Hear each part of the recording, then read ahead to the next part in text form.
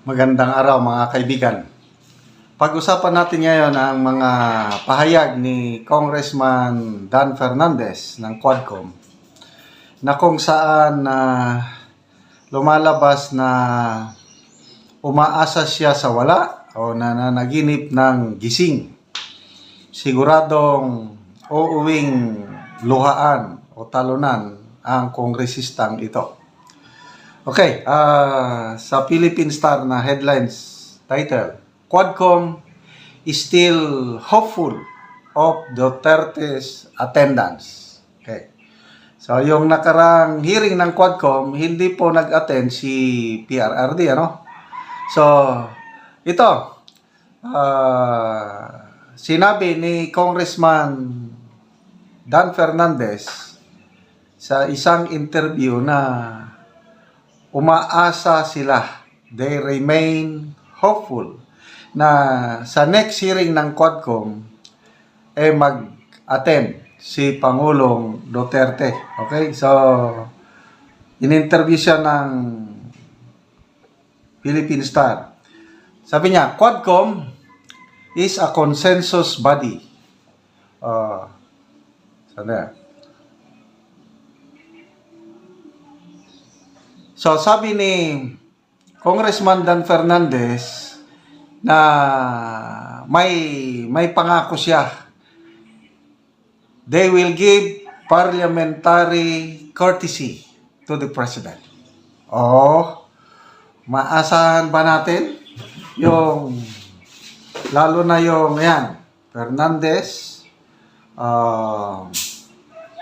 Fernandez, Abante, and Paduano. Iyan yung mga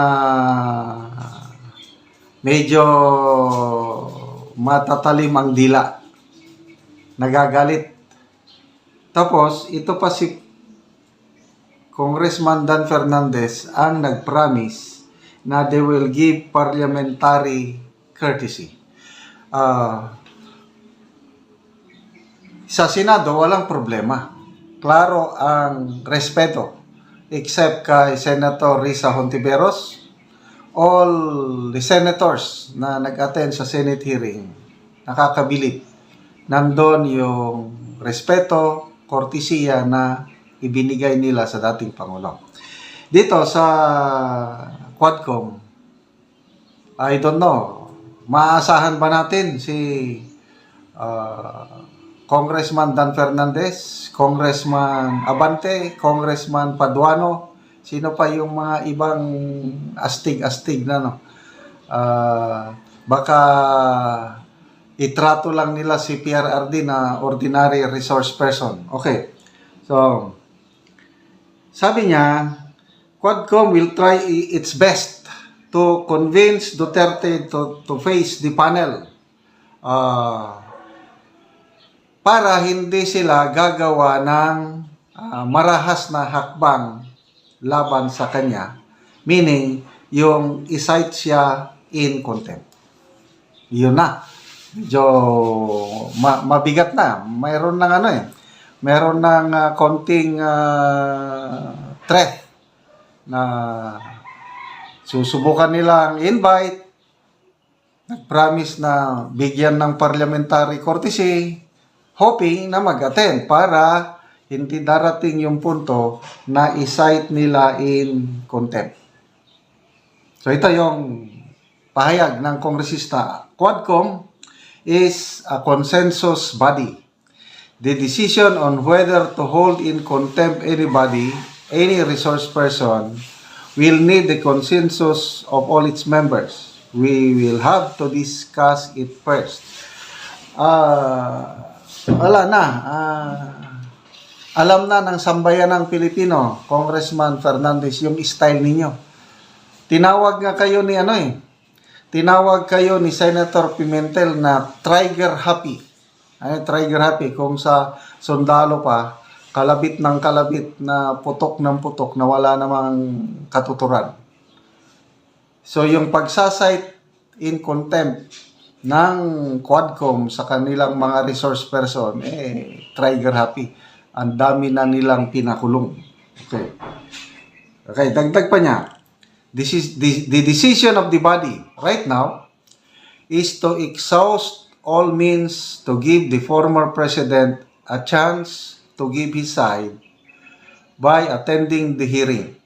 Under the rules of the House and the committee, we have to observe the entire process, giving due recognition of all the rights of the people invited by the committee as resource person. Maniwala ba kayo dito na they are giving due process and recognition of all the rights? Hindi ba nakakainis manood ng Quadcom hearing? Yung mga tanong nila, meron na silang prejudged notion or belief na kung hindi yon ang lumalabas sa bunganga ng resource person, tatawagin na sinungaling ka. I-judge na nilang sinungaling yung Kasi bias na ang kanilang pagtatanong. Kaya nakakainis talagang manood ng Quadcom. Hindi katulad sa Senate hearing. Ang ganda ng flow. Ilang hours ba yung Senate hearing? Ang tagal eh. Kaya lang hindi nakakapagod panoorin. Dahil very objective ang pagtatanong, nandun yung respeto, tapos exciting yung mga sinasabi ng mga resource person, tapos nandun yung paggalang. Tapos napakagaling mag-preside si Senator Pimentel. Kahit binabati ko siya ng mga makayelo at makapula, wala silang magawa dahil ginagawa lang ni Senator Pimentel ang kanyang tungkulin. Dito sa Quadcom, nakakatawa itong pahayag ni Congressman Din Fernandez na they will observe the entire process, giving due recognition of all the rights of the people. Ano yung ginawa nila kay Colonel Grijaldo? Invited na resource person. Bago magsimula, tinawag nila in private at sinabihan na ganitong ininfluensyahan nila yung tao.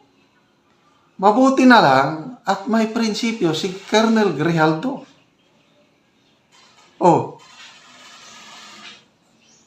Nagsalita, ibinunyag niya yung pangyayari at inamin ni Congressman Abante na kinausap niya. Kaya lang although hindi pinilit. Ba't kinausap?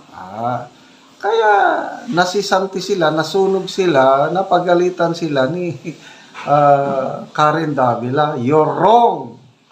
What is your business of talking to a resource person in private? You should not do that. Yun, nakakaya. So, I don't know sa inyo kung mapapagkatiwalaan nyo pa si Congressman Dan Fernandez itong sinasabi niya. Okay, so first, sabi niya, we have to issue a show cause order if the invitation is continuously rejected or snubbed. It is only then that the entire committee will meet and decide on whether we will impose a contempt order.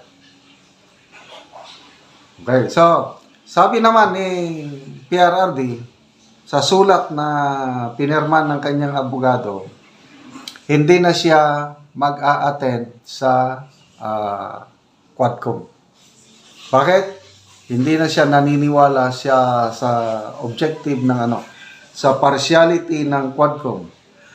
Ay accuse sa sulat, inakusahan ni PRRD si Fernandez, si Abante, of having already judged him guilty of willful killing under Section 6 of Republic Act 9851 or the Philippine Act on Crimes Against International Humanitarian Law, Genocide, and Other Crimes Against Humanity.